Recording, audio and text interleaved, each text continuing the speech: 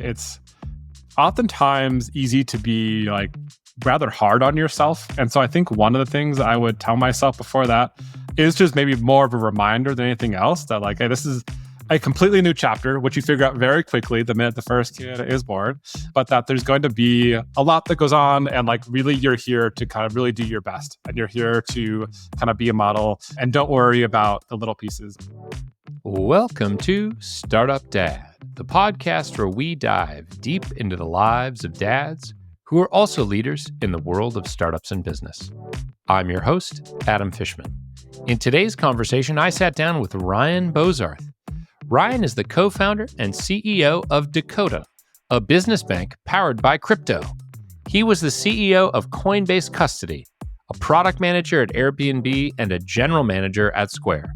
Rob is also a husband and the father of 2 kids.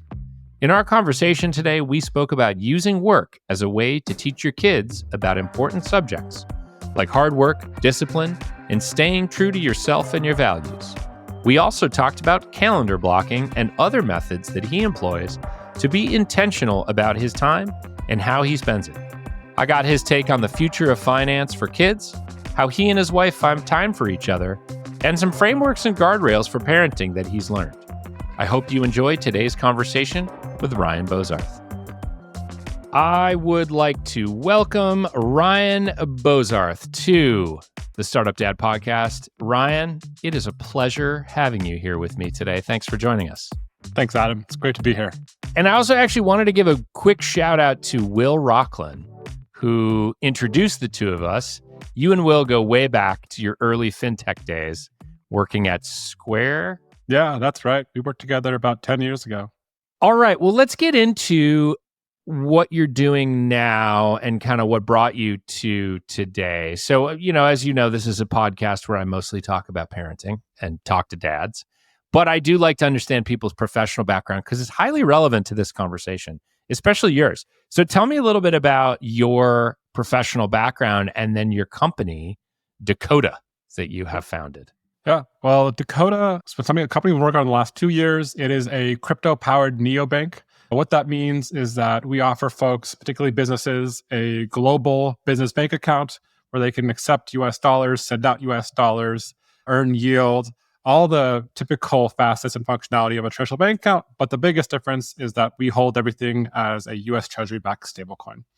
Prior to this, we spent myself 6 years building large crypto custodians. So I was the CEO of Coinbase Custody, led product over at Anchorage, but spent a lot of time in crypto thinking about storage and asset movement and security. And before that, it was a period of time, as we kind of alluded to, in fintech. So I worked at places like Square and Airbnb.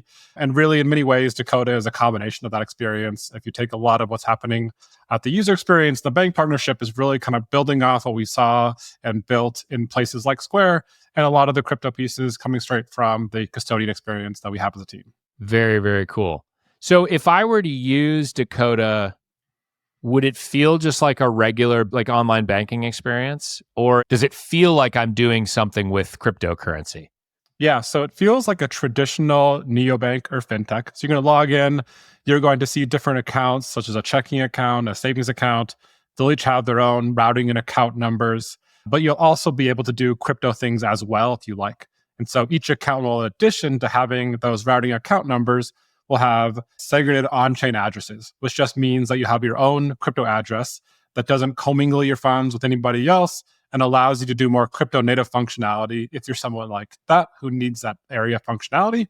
But a good percentage of our customers, in fact, most of our customers, use us purely for the banking services, which means they're sending in dollars, they're going to be paying back out dollars. The difference and the reason we do this conversion is it allows us to offer this product more globally from day one. We get to inherit a bunch of property from crypto, such as the assets being transparent and verifiable. They move around the world much faster, better access to yield, things along those lines. But by no means do you need to be crypto native to kind of get the core functionality out of the product. Cool. That sounds awesome. I would say I am crypto curious, but not a crypto native. I once worked with a company where they paid me partially in tokens. And every time I went to convert those tokens and then send them to myself, I was like, please don't type in the thing incorrectly.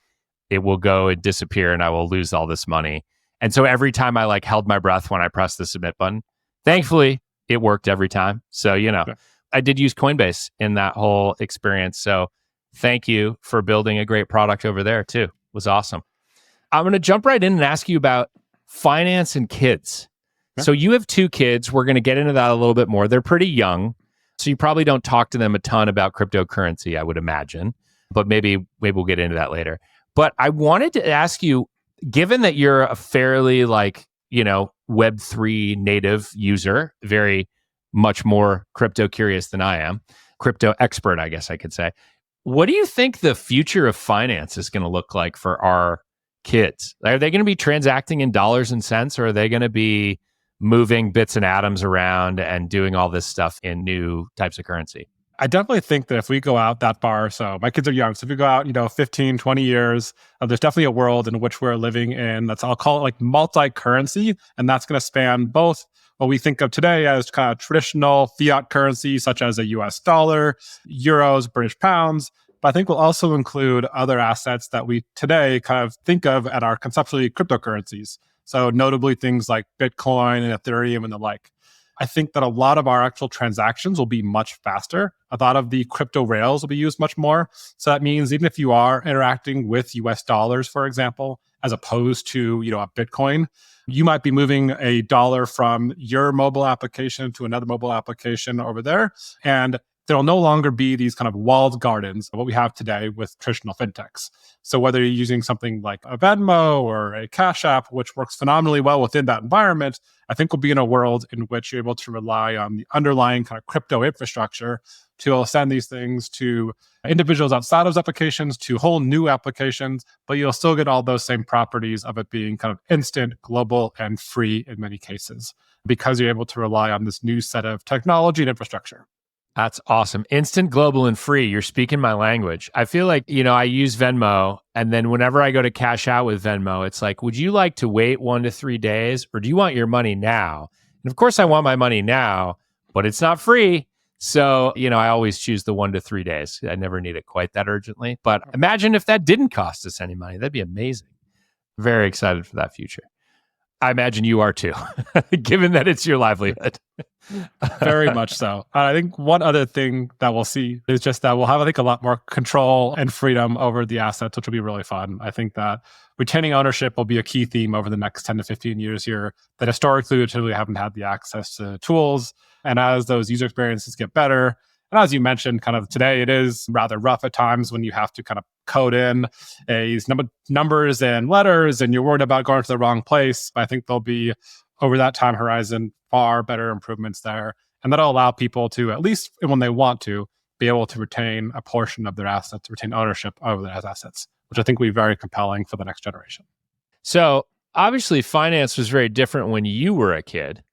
So tell me, what were you like as a young lad? And would you say that there's any aspect of your childhood that kind of shaped how you are as a parent today? So I think there's a couple things. I, from a very young age, was very interested in starting my own business, not because I was infatuated with making money or even the business itself, but I was able to kind of start these younger endeavors, which I just had a lot of fun with. And I think that was a key piece, is that even with my own parents, they were very encouraging.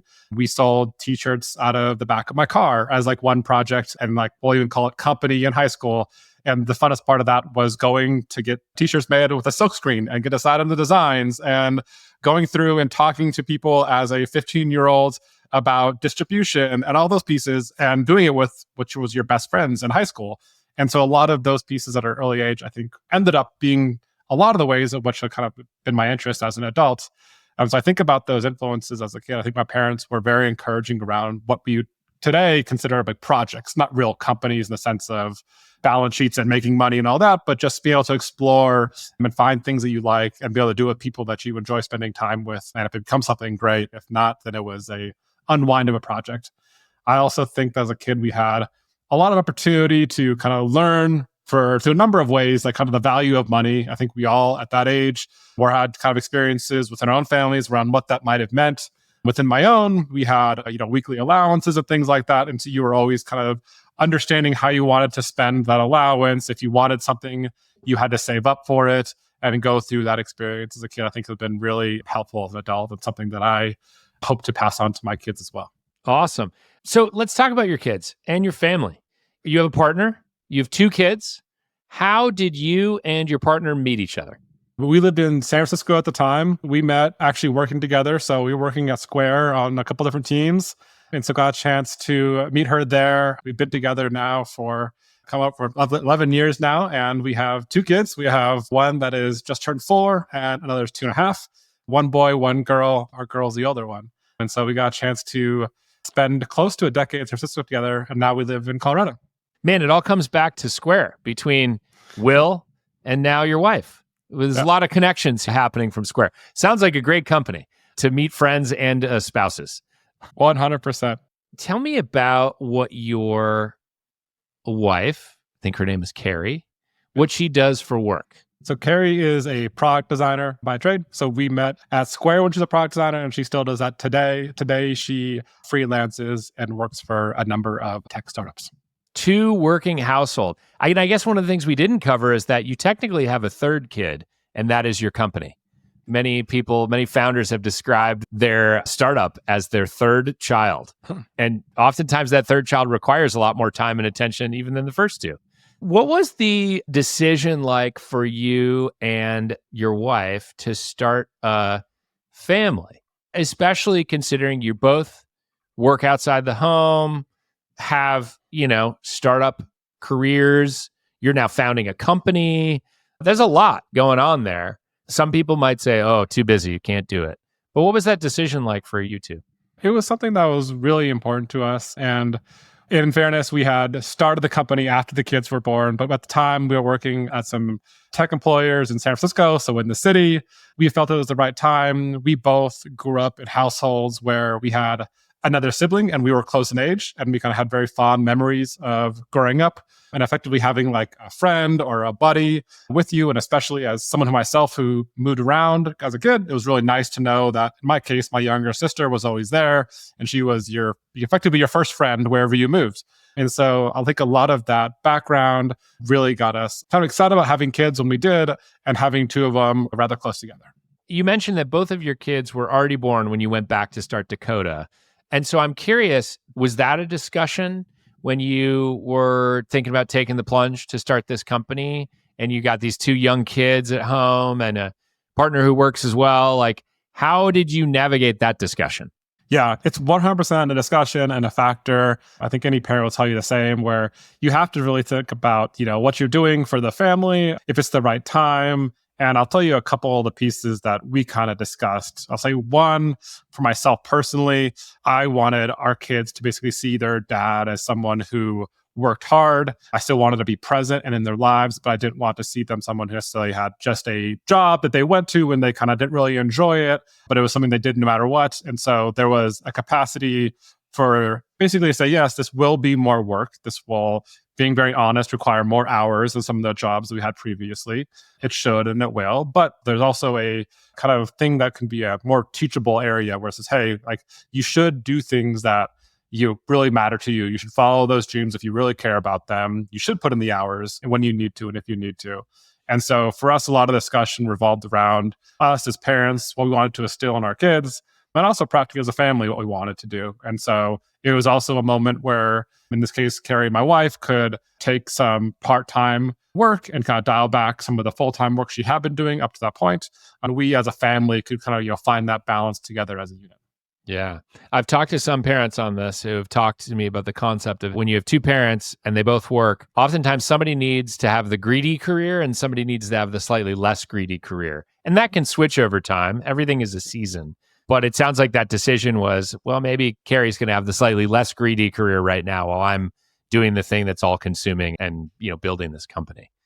Yeah, I think you put it very well around like seasons. I think that's definitely a big part of the conversation is like whether they're seasons or they're chapters, like what are we really trying to get out of this next season? How long do we think it'll last? How will things shift? And I think every person and every kind of dimension of the couple is going to have moments where you're going to make the compromise. You're going to say, hey, for this season, this is maybe the role that I'm going to play versus some other season. And that's, I think, in many ways, just like a beautiful part of having a relationship and a long-term partner and be able to do those things together. It definitely goes both ways, where there's moments where, things kind of they can be, more difficult discussions or whatever it is. But at the end of the day, I think you look back on those things and you go, wow, we went through all of this stuff, we did it together. And in many cases, it's a lot of fun. I used to hope it is. You kind of talked a little bit about the importance of having a job that you're passionate about and kind of showing your kids by example that you can do hard things. You can work hard. You can do something that you love. So do you see work as a way to teach your kids some important life subjects?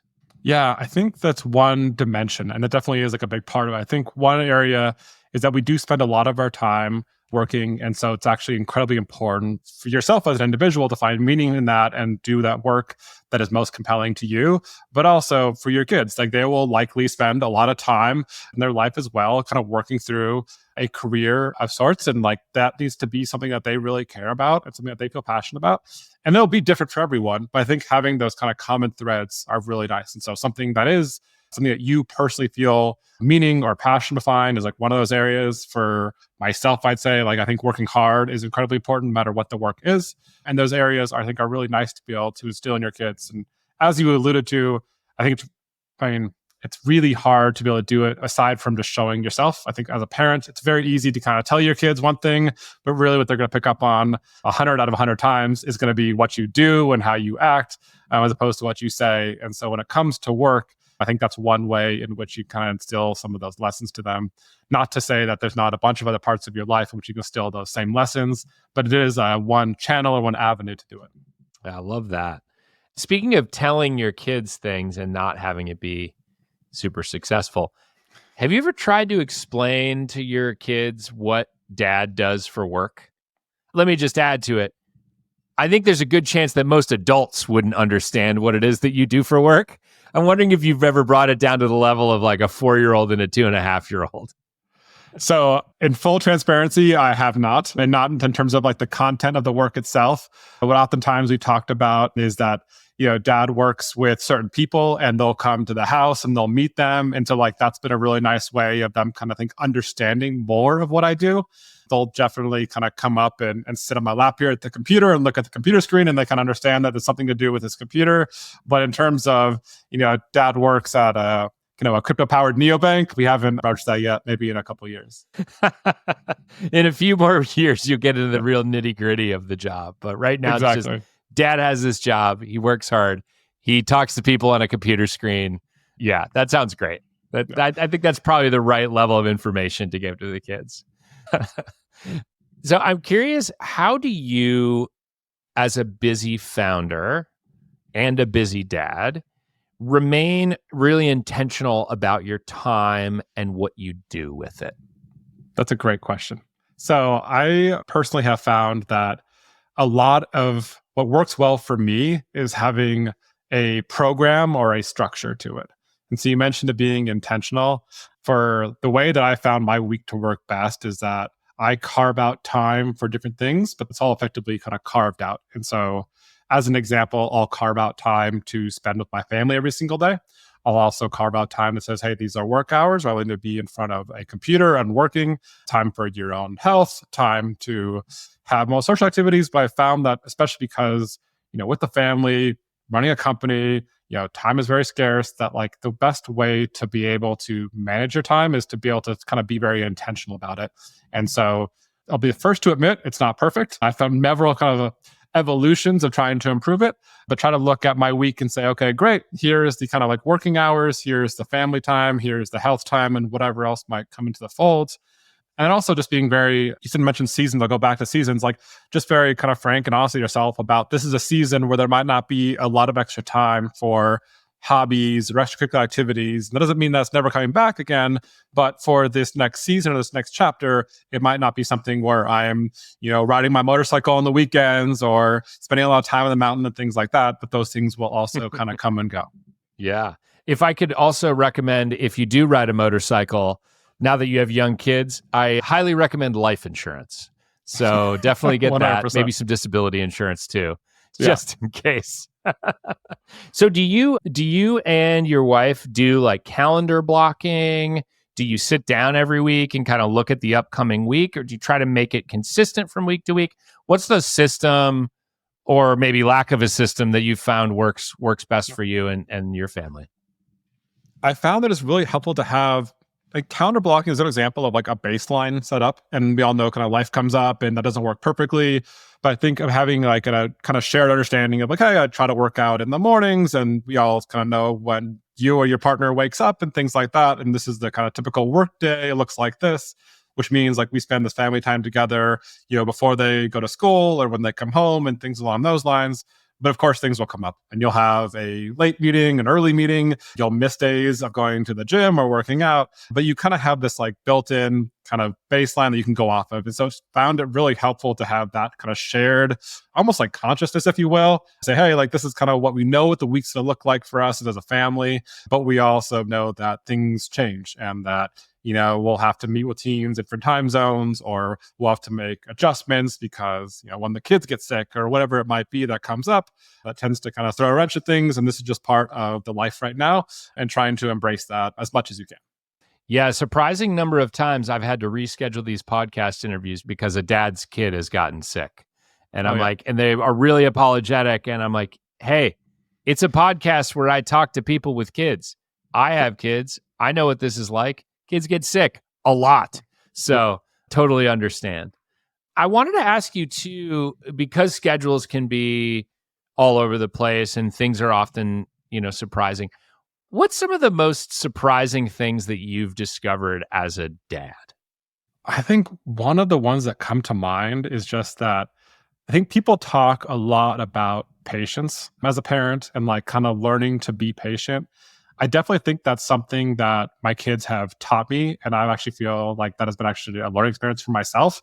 But I also think that being in the moment and being able to kind of take a beat, whether that's like actually your breath or something else, when things are kind of going haywire or whatever's happening in the house, has been one of those areas that I think you do as a parent because out of necessity. Like I think it's really important to be like, hey, like you need to, in many ways, kind of be that more even keeled, be able to say, okay, we're going to direct where this is going to go. But that actually has had the influence in other parts of my life, into work and other relationships where you say, hey, it's actually a lot of value in just being able to be the person that takes a beat for a second. And whether it's kind of redirecting a conversation where it needs to go, whether it's having a difficult conversation with someone. And that was 100% something that my kids taught me that is maybe a kind of path off of patience, but kind of stemmed and was for me, in my case, a separate lesson. That's a really good point. I was actually, before you said that, was going to ask you if this is a thing that you learned at work that you then kind of taught your home self, or if your kids, if you got better at this as a founder and CEO and leader of companies after having kids. And it sounds like the latter is the case. It was for me in this example. And I think it does go both ways. And maybe if I was, a different kind of professional or different kind of dad, it might be like, oh, I brought over all these like amazing skills from work to the house. But I think in many ways it goes the other direction where you're kind of learning these things with your kids. They're teaching you, you're teaching them, you're going through that experience. And then you kind of recognize an opportunity to use it somewhere else. Yeah. On the patience front, which sort of life is the hardest one to remain patient in? Is it the working life, founder and CEO, or is it dad with the kids? I have my own personal answer to this, but I'm curious about yours. I would say it's harder on the business side. I think in the family side, Really? It's a little bit easier because you have, I think, this ability where you are in many ways kind of looking to your kids and they might be kind of acting in ways that your business colleagues might not be, but that's the dynamic. That's the relationship, right? Like you are their dad or their father and you're able to kind of like, you have that role in that case.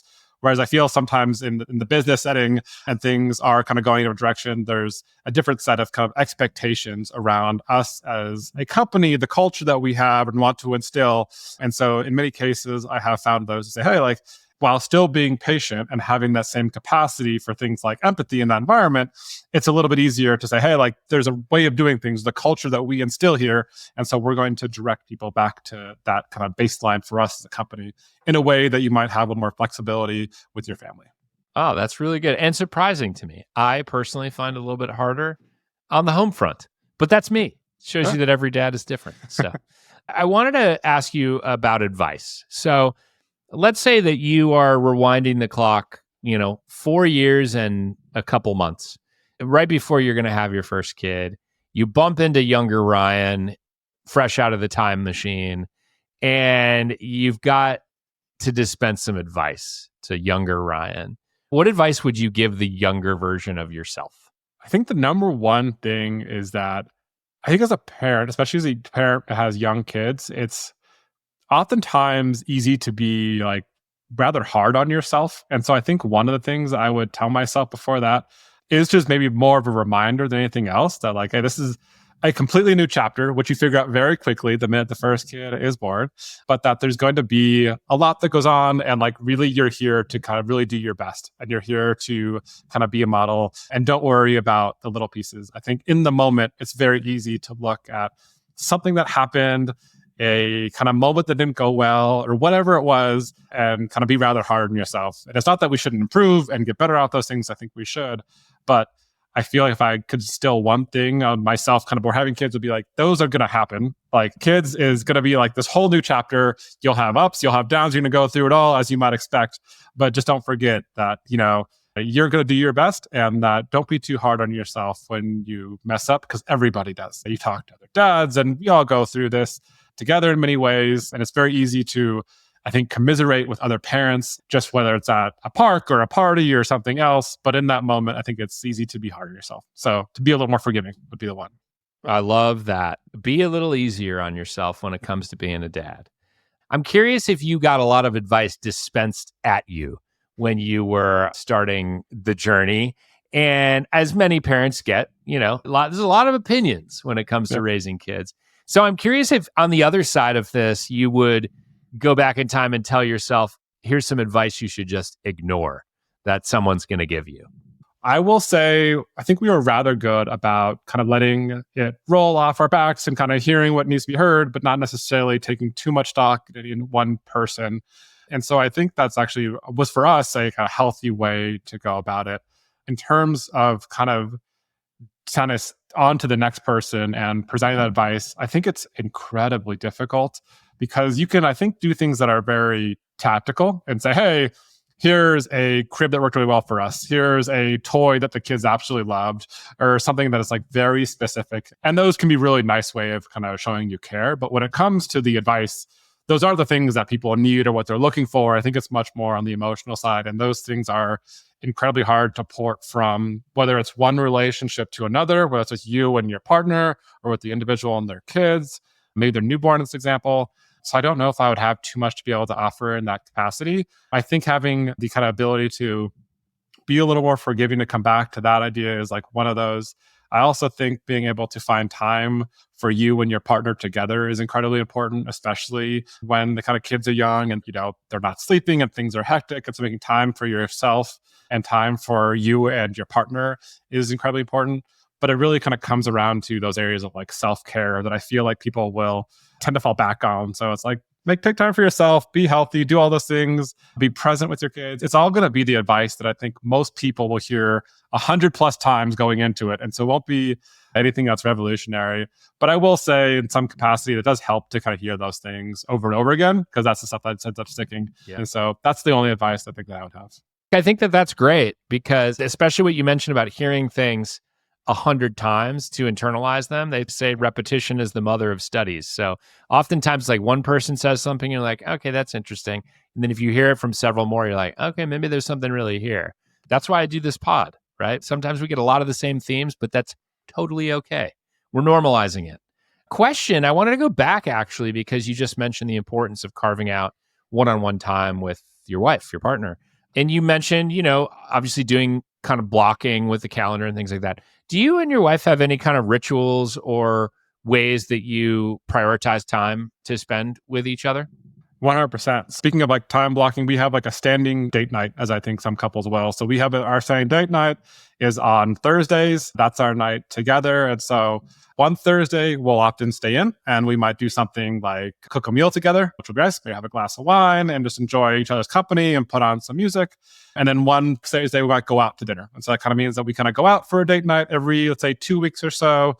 And in between those, we're having something that's at home that's maybe a little more subdued, but I would argue equally nice sometimes. And so that's kind of like our kind of moment in time, like throughout the week that we got to carve out and we get those few hours. And then aside from that, it's just, I think throughout the day, trying to be able to let them know you're there, let them know how much you care about them and things like that. And I think those little moments end up being the ones that probably add the most value or add the most kind of to the relationship. But it's nice to also have the big chunk of time together on a weekly basis. And of course, like anybody, we have definitely missed our fair share of date nights, but we have that as like our standard baseline or our program that we're trying to do. And it is nice to be able to say things ebb and flow, but we're trying to get back to this place where on Thursdays, one week the kids might be sick, another week might be on a business trip, but in general, we're always kind of get back to, Thursday nights are our night. And the same way we have like Friday night dinners with ourselves as a family, but for Thursday, it's for me and my wife, me and Carrie. Yeah. I love that too. It kind of goes with your theme of like, don't be too hard on yourself. Like sometimes you're going to miss the Thursday, but the North Star is that we're trying to get together every Thursday and do something, just the two of us. So I love that. I wanted to ask you a question I've been asking a lot of parents lately, which is, do you have a favorite book that you like to read to your kids? Or put another way, do your kids have a favorite book that they like you to read to them? So we have a kind of reoccurring book that we got to go back to, which is the kind of like, I don't know if you guys have seen the kind of 5-minute stories from the Disney series. And so they will go back to that one over and over again. We go to the library and we get a new set of books, what feels like on a weekly basis. And you'll get a couple books that are juiced into the mix, but within a few days, you'll find yourself back to this 5-minute stories. I'd say so that's probably our most reoccurring theme. And the actual story itself probably changes every 3 to 6 months. We are currently on a Frozen kick. And so we are doing a lot of Elsa and Anna for those familiar with that. But we've kind of dabbled for everything from, Ariel to Snow White, you name it. Awesome. And by the way, did Elsa and Anna make their way into the family Halloween costumes this year? Or did you go in a different direction? Our oldest had a fairy Elsa costume. It was kind of a combo there. And so Luca was very much in it. The rest of us were not, but she kind of represented our household on the Frozen front. That's good. Something tells me I had a feeling this was part of the Halloween getup. So, oftentimes in work and probably, at various points in your career, we think and operate a lot in frameworks, right? We use frameworks in product management. We use frameworks in marketing. Like you probably have leadership frameworks, right? As a CEO and founder. Do you have any parenting frameworks or guardrails that you've put into place or try to live by? There are a couple, and I don't know if I would classify them as necessarily as frameworks, but I'll kind of do the best with what I kind of consider to be maybe these areas where we try to kind of instill guardrails. I think that's a great way of putting it, where I think after work is a great example where we have this kind of time together as a family. We do our best to eat dinner together on most nights. And one kind of guardrail for us is that we're not looking at our screens or email, things like that. That we kind of put our devices aside and that we are kind of hanging out. We're talking about each other's day. And so we're going through and just like having those moments, being able to go play with the kids after dinner with their toys. And so like one area is saying, hey, we have this time together carved out for us as a family. And important part of that for us is saying, hey, there's no screens during this time because we're here really to engage and talk and play and do these things together. I think one other one that I might add to that is thinking through kind of how much structure we have. We talked, a little bit today about having a program and time blocking and things like that, and kind of having this balance of like structure and also being spontaneous. And so it's like, how do we kind of make sure that, throughout the week, and this is more something where we kind of touch base and how we feel about it than necessarily a strict rule, but wanting to make sure that because we have a relatively structured life and day in many cases, that we're providing like space to be spontaneous. And so that means doing something kind of fun after dinner or doing something on a Sunday that we don't normally do, or going on adventures, or even making adventures out of like small things that normally might not be an adventure. But when you can hype it up and you can do it the fun way, you can kind of create something more out of it. Those are probably the two that come to mind in terms of a guardrail, maybe even framework to parenting. I love that. What's a recent adventure that you've crafted for the kids? So I live in Colorado, as I mentioned, and we just went through fall. We got our first snow. And so just this last weekend, we had a kind of combo adventure. One was we got a bunch of boxes and we made forts in the front lawn, briefly followed by raking the front lawn. So a bunch of leaves that came down. And so there was an adventure to the hardware store where we got not just the adult has their rake, but there was also now 2.5 foot rakes as well alongside our adult rake that we got from the hardware store. And everyone got to contribute or go on this adventure of raking leaves together, which was a lot of fun. I love that. One of my son's favorite things to do was going to the gardening center and finding the kid-sized gardening utensils and getting one, a rake, a spade, who knows. But I love that. Also, practically useful for you. Lawn fully cleaned. I'm sure the 2.5 and 4-year-old were diligent in where they raked and how well they did it. Absolutely. And it's just training for the future, right? Where this is a long game. Yep. We'll get better as we go, for sure. Yeah, just giving them some reps. Excellent. Giving them some reps. That's what's most important. So you mentioned having a blocked off date night, and partnership is super important when you have kids. But I also find, I might be projecting a little bit, but I find it's hard to agree all the time, right? Like you live with someone, parenting is complicated. Yeah. There's going to be disagreements. What's an area that you and your wife don't always agree on when it comes to parenting? So I think there's a couple areas in which you find yourselves on it's oftentimes I'll describe as like a spectrum, and you might feel a little differently on that spectrum. I think a lot of time when you're with someone, it's often because at least some portion of the relationship is built on like a core set of values. And so you generally don't find yourself on like two opposite ends of a spectrum. So you're saying, okay, I feel a little bit more this way versus that way.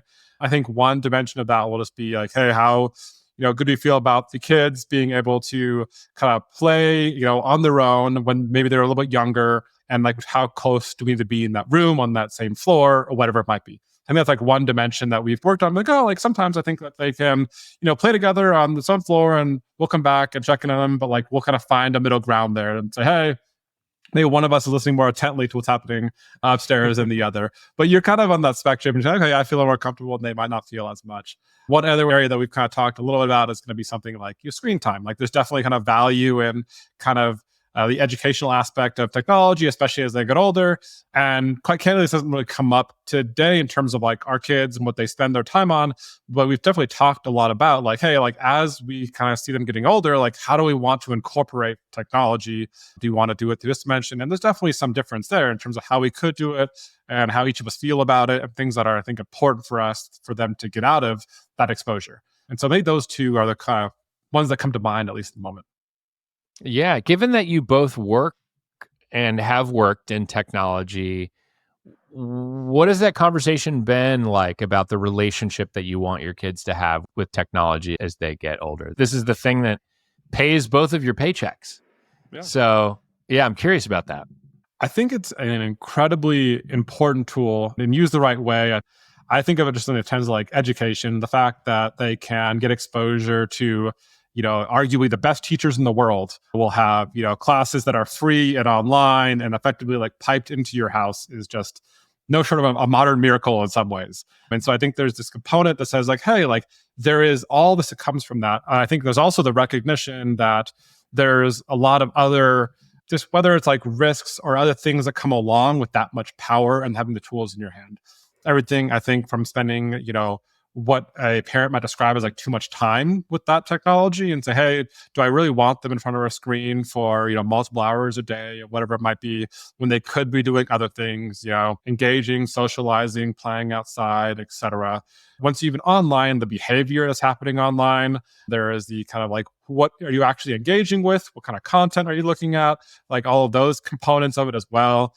And so I think for us, and as we start to kind of think about, those are like the dimensions of the conversation that says like, hey, like what is the kind of ways which we want to use the technology? What are the kind of like healthy and the educational aspects of it? And what do we want to kind of protect from versus things that they might just need to figure out on their own? And they should maybe get exposure to some of this stuff, and they'll have to kind of figure out those components and learn as they go. So that's kind of the structure, I'd say, in many ways of the conversation and some of the dimensions that we talked about. Oh, love that. I think it's very, very thoughtful of you. Last couple questions for you. What is something that you've had to give up to become a father? There is I would describe them as, minor sacrifices that are going to be things like hobbies, whether that's a motorcycle or something else. I think those are some of the areas in which you think about as something that is like, hey, whether I knew this going in or not, it is kind of relatively small in the grand scheme of things, and I know it's going to come back.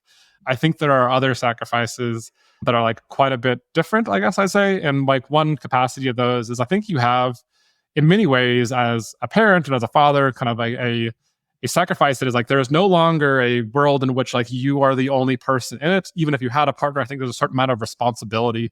And so you kind of sacrifice this ability to say, hey, I'm not going to be a certain person or take on some level of responsibility in a certain situation. So I think those are sacrifices that are maybe more subtle, but oftentimes I think the ones that are like far more important. And so I think as a parent, and I'll say for myself as a father, be able to say, hey, there's, a world in which you had a kind of ability to kind of think about yourself more or be kind of more front and center in some of the things that you wanted to do and you wanted to pursue. And even in this conversation today, we're talking a lot about the kind of trade-offs, things that happen and things they have to structure. And so there's, I think, a sacrifice there. It's just like, hey, like this is 100% the world I want to be living, and I really enjoy that. But it's definitely in some ways a kind of like sacrifice of saying you are not the thing that is most important, even though you might have spent the first kind of chapters of your life as the kind of star of your own movie. That's no longer the case now. Yeah. What is a mistake that you've made as a dad?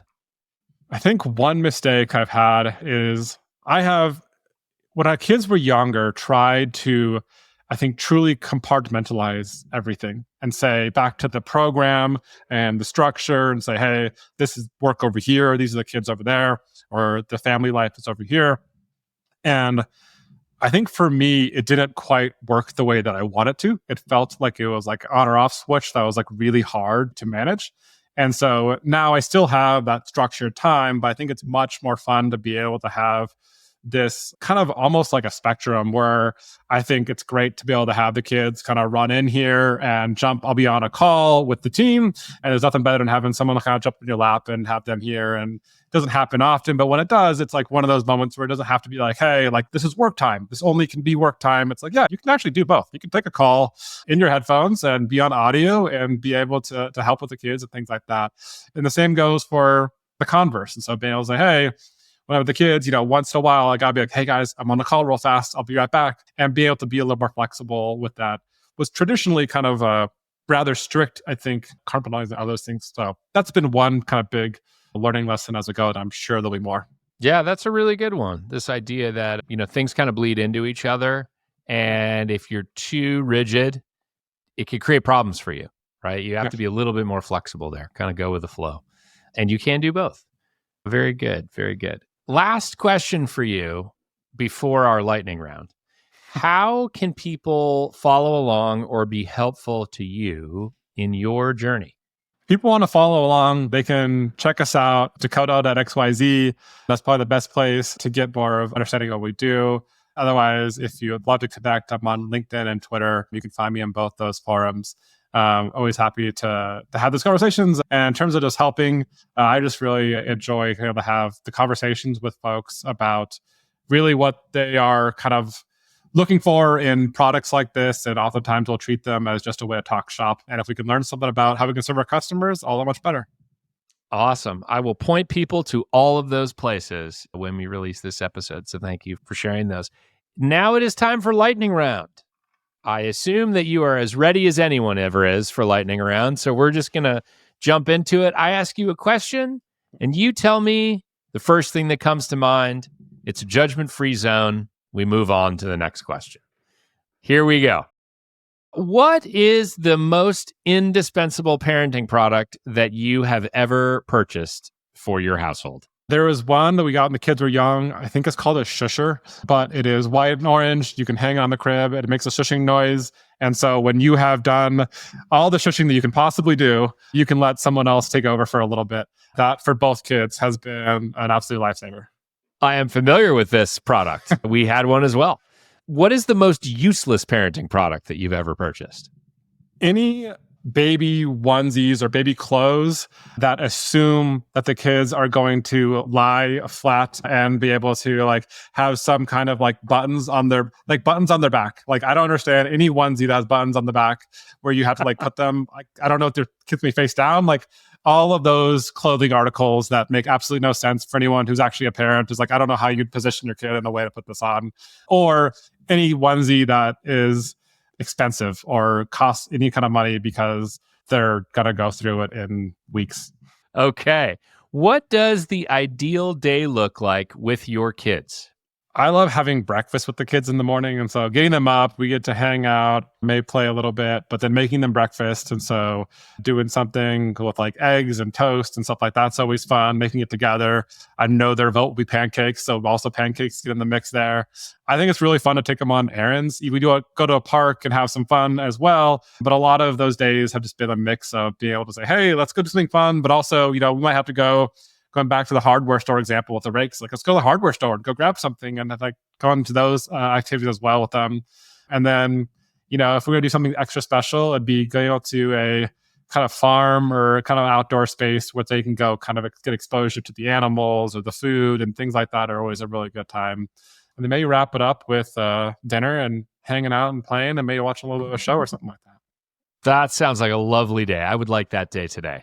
What is the most frustrating thing that has ever happened to you as a dad? I think the most frustrating times or thing that's happened to me has to be when you are trying to do too many things at once and you're stuck in this mode of wishing you had 3, 4, or 5 hands and you clearly just don't have the capacity for it all.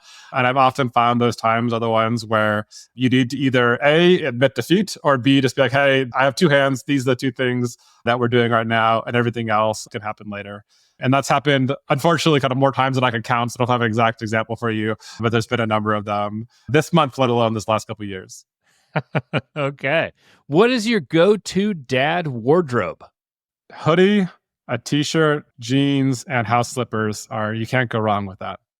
You would be maybe not surprised to know I'm wearing that exact outfit right now. Except my slippers are left. I'm going to show them on the camera. My slippers are left over from Halloween. They are hippo slippers. Check that out. There you go. Yeah, I was Moo Dang for Halloween, the pygmy hippo in Thailand. Great costume. Nice. I love that. You and I have very similar fashion sense, so this is good. I'm learning. How many parenting books do you have in your house? We probably have less than 5, 3 or 4. And I would be remiss if I said that I've read 1.5, maybe. Like I haven't even read that many of the books themselves. Like there's not a lot to begin with, but the actual reading that has happened has been a small fraction of what's there. 1.5 books, still impressive by modern dad standards, I will say. And really impressive by historical dad standards. So I'll take that one. Good job. What is the favorite ages so far for your kids? Man, that's hard because it feels like it's right now, if I'm being honest. Like the kids were amazing when they're young, but right now you have a 4-year-old that is just like, her personality is just changing on what seems like a daily basis. And you get this era of story time and telling you stories and what happened with her day and who she's playing with, what they did. And she's old enough where she now kind of can, on occasion, take care of and look after her little brother and stuff like that, which is a lot of fun. And then you have our 2.5-year-old who is putting together his first sentences. And so for as long as he's been around, it's just been this kind of more of a one-way conversation. And so for the first time, you're getting to kind of hear what he really wants to do and what he's excited about. And he's always trying to keep up with his sister. And so it's been a lot of fun. So I think it has to be right now, this current age. That being said, I'm sure it'll change every year kind of going forward. Do you have a least favorite age so far? That's hard. I will say that as amazing as it is when they're really young, I think the sleep deprivation of newborns is tough. And it might not be the first month, but there is this period, I'm looking back on it, that I think is like between month like 2 and 4 or something, where you're just, the first 2 months, you've gone through any kind of sleep bank you had, you've gone through a number of nights and you're kind of ready for them to start sleeping better and ready to get back into some sense of normalcy. And of course, like no kid is thinking about that and worried about that or has any notion of what that is. And so that might be the period that was just kind of like emotionally just acceptance of just like, hey, this is the world that I now live in, but was harder, at least compared to some of the other ones. Yeah. I have read that kids go through a bit of a developmental leap around the age of 3 months, and that is coupled with a sleep regression. So just when you think things are getting better, bam, they threw a curveball at you. How many dad jokes do you tell on average each day? Oh man. I feel like all my jokes have turned into dad jokes in the last couple of years. I feel like I've actually lost any kind of sense of what a normal joke can or should be now, because they've all just been translated effectively to dad jokes. It's basically 100% of the jokes are now dad jokes, for better or for worse. It's probably for worse. The ratio has improved. I love that. So you have a 4-year-old and a 2.5-year-old. Your 2.5-year-old just kind of stringing sentences together, or words into sentences, makes sense. But what is the most absurd thing that one of your kids has ever asked you to buy for them? I don't know how they would even ask if they couldn't, but maybe they pointed, or maybe your 4-year-old did. Very curious about this.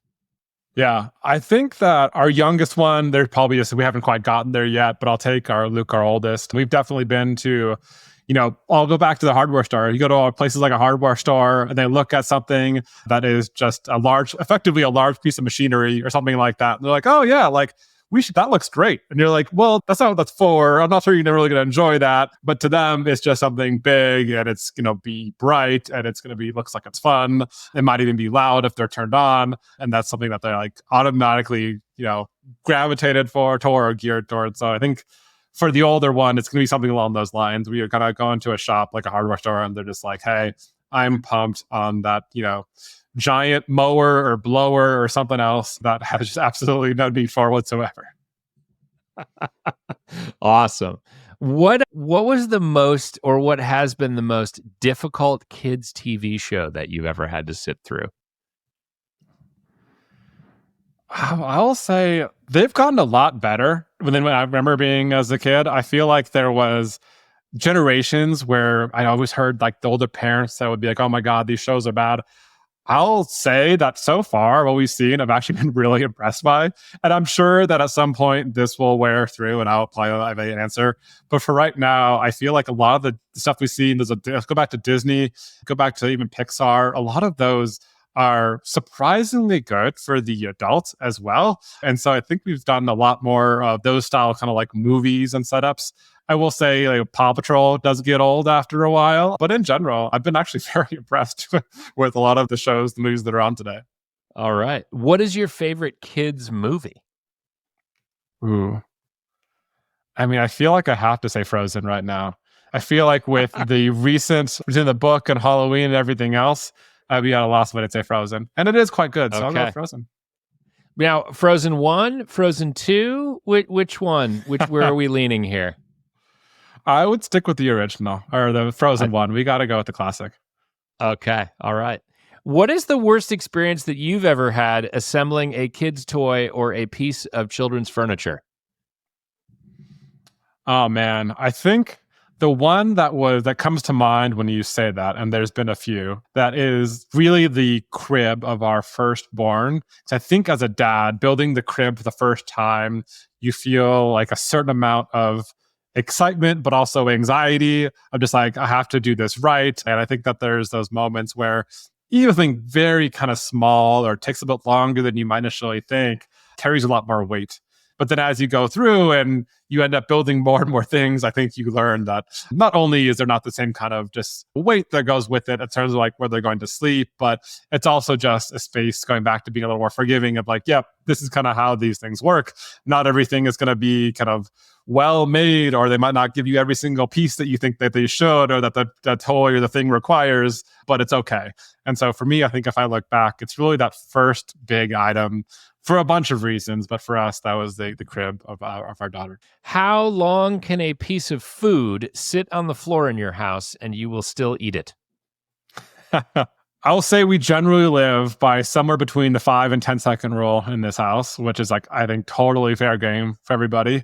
If you're in my shoes, if you're dad, I think you get a little bit longer. You've kind of been exposed to enough things. You kind of built up a tolerance. And so for dad, it might go a little longer than 10 seconds, but I feel like that's a pretty good threshold for us in general. That's good. That's good. What nostalgic movie, favorite of yours, can you just not wait to force your kids to watch? Oh man, there's so many movies that I grew up with that I feel like our kids are going to have absolutely no interest in whatsoever. I think that a lot of the stuff that I think about that were kind of like, for me in my childhood, really like fun and things that I remember are, both toys and movies. So the Teenage Mutant Ninja Turtles is a great example of a kind of, it was a movie, a show, a toy, and I can almost already tell that my kids will have zero interest whatsoever in them. We'll see. That might be different, but I am excited about getting them exposed to those, and we'll see how it goes. Okay. All right. Vote for Teenage Mutant Ninja Turtles. How often, now I don't know if this has happened to you yet, but how often do you tell your kids back in my day stories? Probably too much, especially because they're so young and they're like still like comprehending what is in their day and like what's supposed to happen. But it would be, we're a little remiss to not say like, hey, when we have to walk somewhere and we're gone 2 blocks to the park, it's like we would make much, much longer walks to get to where we had to go when I was a kid. And it was uphill, right? But at least those do come up. And I think a lot of times, at least at this age, they just kind of look at you and they're like, okay, I think I know what you're talking about, but I'm not really sure. So I'm just going to nod along with what you're saying. Yeah, uphill both directions in the snow. Exactly. All 365 days a year. How many times have you said, go ask your mother this week? Oh, this week? I was like, I don't know the answer to that one. But I think the short answer is too many. There's always the back and forth, that one. Thankfully, I have an amazing person as my partner on the other side. So that's all I'll say. It's too many, and I'm very lucky. All right. Now, last question for you. You do only have 2 kids, so maybe we haven't gotten there yet. But what is your take on minivans? I'm torn on minivans personally. On one hand, it feels like I can get everything that I would want from a minivan in an SUV or a big truck or something like that, especially with 2 kids. And you're right, I think when you have more, it's a little bit different. But on the other hand, you look at a minivan and you go, hey, this is the right tool for the job. This is purpose built for what I'm looking for right now. Like, why would I take anything else and try to make it a minivan? Why not just go do the minivan? So I'm a little bit torn. We don't have a minivan today, but it is one of those things that definitely, especially as if you ever had more than 2, I think there's a real case for it. We're not taking it off the table yet. We're saying there's a chance, potentially a minivan chance for you. There's a chance. One with big wheels. Maybe you lift it an inch or 2 and you paint it black and you have a great time with it. You just have a completely murdered out minivan. That's what you would call it. All right. Well, Ryan, this was a wonderful conversation. I really appreciate you taking the time to chat with me about building crypto finance, also your family. And I wish you and the whole fam a great rest of your year and a wonderful start to 2025 and to your company as well. Thanks, Adam. This has been a lot of fun. I really appreciate you having me on. It's been a great conversation. Thank you for listening to today's conversation with Ryan Bozarth. If you enjoyed the show, please subscribe, share, and leave me a review on Apple or Spotify. It'll help other people find this podcast. Startup Dad is a Fishman AF production with editing support from Tommy Heron.